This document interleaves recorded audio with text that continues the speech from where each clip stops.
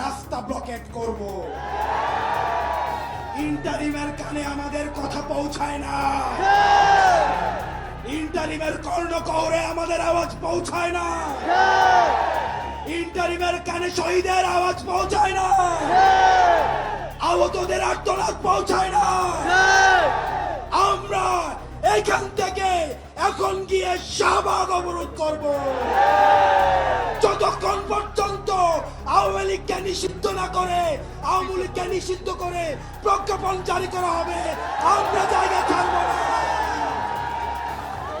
লীগ ধর, লীগ ধর, লীগ ধর, লীগ ধর, খুনি ধর, কসাই ধর, দিল্লি ধর, লীগ ধর, কসাই ধর।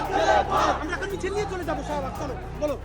আমরা এখন মিছিল নিয়ে আমরা সেখান থেকে অভ্যুত্থান এবং এখান থেকে আমাদের দ্বিতীয় অভ্যুত্থান পর্ব শুরু হবে।